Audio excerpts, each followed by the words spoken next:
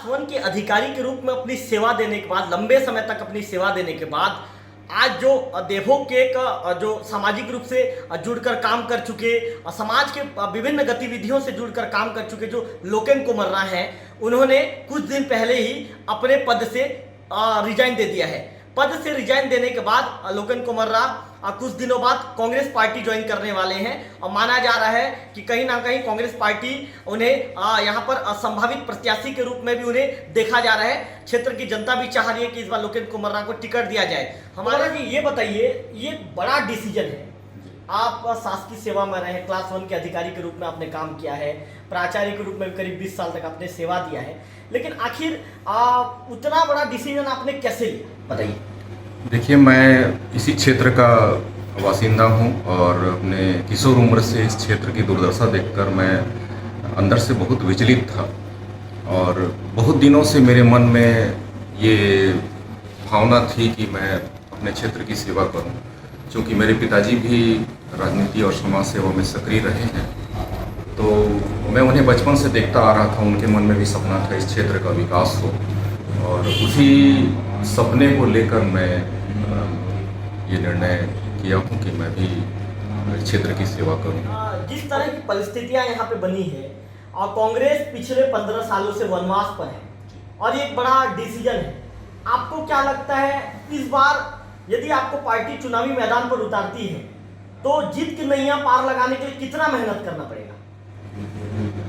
जी, माननीय भूपेश बघेल जी का कार्य बहुत अच्छा रहा है, लोग उन्हें पसंद करते हैं और इस क्षेत्र के विकास के लिए भी उन्होंने काफ़ी अच्छा काम किया है।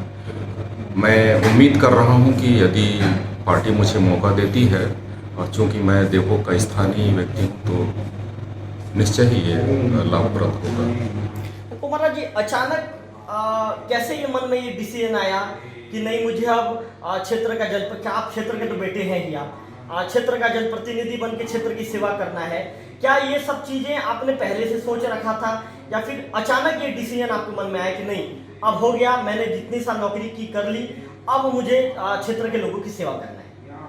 नहीं, मैं हमारे समाज के अखिल भारतीय गुणानुगुण महासभा के राष्ट्रीय महासचिव के रूप में विगत 12-13 वर्ष से काम कर रहा हूँ और विभिन्न सामाजिक आंदोलनों में, विभिन्न जन आंदोलनों में मैं हिस्सेदार रहा हूँ। तो समाज सेवा मेरे लिए नया विषय या नया फील्ड नहीं है, मैं पहले से ही कार्यरत हूँ इस क्षेत्र में। ये कह सकते हैं आप कि मैंने समाज सेवा के साथ में राजनीति में आने का फैसला अब किया। अच्छा कुमारा जी, एक सवाल ये पूछूंगा, अभी आपने रिटायरमेंट ले लिया है, क्या आपने कांग्रेस पार्टी की सदस्यता ग्रहण कर ली है, और नहीं की है तो फिर कब तक करेंगे, और करने के बाद फिर आपके काम करने का तरीका या आपकी रणनीति कैसे रहेगी? पार्टी में सदस्यता के लिए मैंने आवेदन कर दिया है ब्लॉक अध्यक्ष महोदय के सामने में, और ये महज कागजी प्रक्रिया शेष है। एक तरह से मैं पार्टी ज्वाइन कर चुका हूँ। रणनीति कैसे रहेगी काम करने की?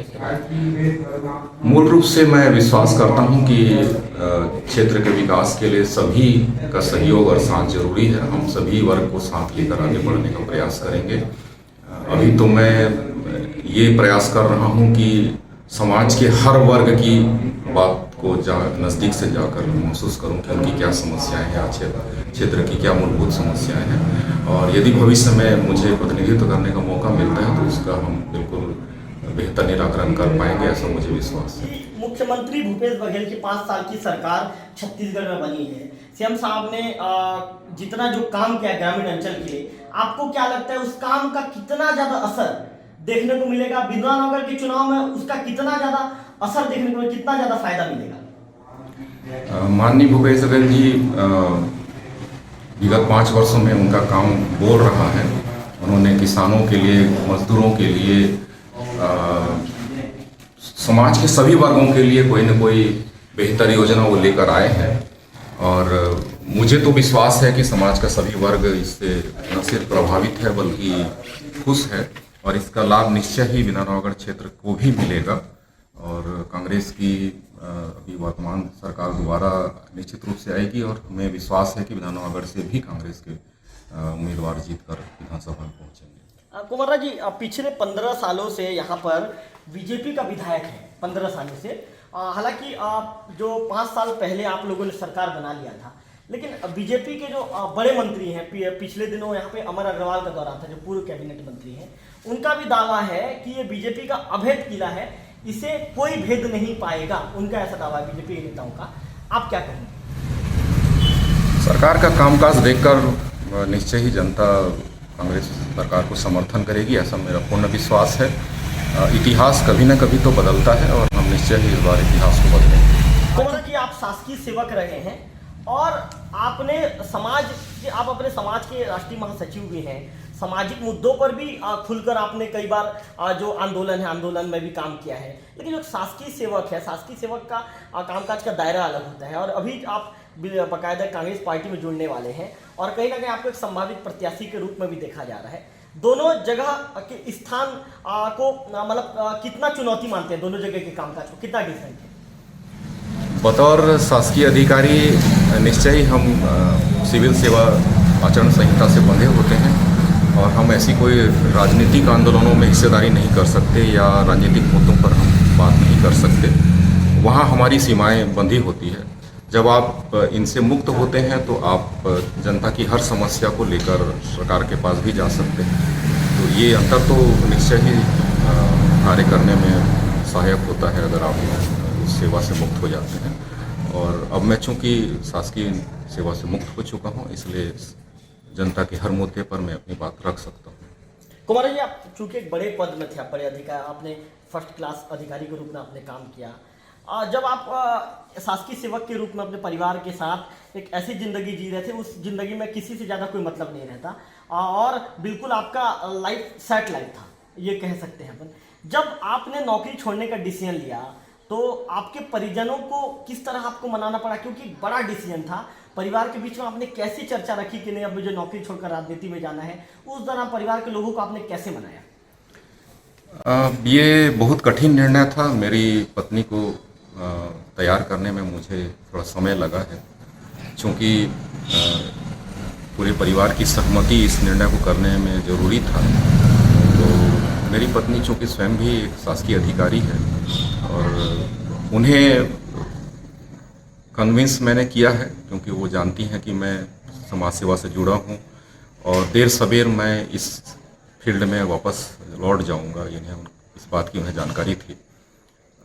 शुरुआती दौर में उन्हें थोड़ी तकलीफ हुई है ये स्वीकार करने में कि आपको अब नौकरी छोड़कर समाज सेवा में जुड़ना है, पूर्णकालिक समाज सेवा में। तो मेरी पत्नी को तैयार होने में थोड़ी तकलीफ तो हुई है, लेकिन फिर वो मेरे अंदर की इच्छा को जानती थी, इसलिए उन्होंने सहमति दे दी है और मैं उनका शुक्रगुजार हूं कि उनकी सहमति और सहयोग से ही मैं इस क्षेत्र में आने का फैसला कर पाया। चूँकि यहाँ पर बीजेपी का 15 साल से विधायक रहा है और पिछले 5 साल से कांग्रेस की सत्ता रही है, लेकिन बीजेपी का विधायक 15 साल से रहा है और बीजेपी की सरकार भी थी, क्षेत्र के बेटे भी यहाँ।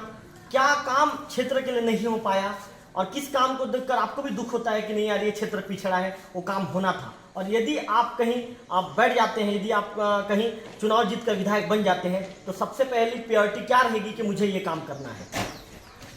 मुझे जो 2 बातें सबसे ज़्यादा परेशान करती हैं इस क्षेत्र में, वो है आवागमन के साधन और दूसरा है शिक्षा। तो मेरी प्राथमिकता सूची में सबसे पहले आवागमन के साधन को बेहतर करना, विशेष करके रोड्स को, और दूसरा मैं चाहता हूं कि हमारे क्षेत्र में शिक्षा व्यवस्था बेहतर हो जाए ताकि इस क्षेत्र के युवाओं को और बच्चों को बेहतर भविष्य बनाने का मौका मिले।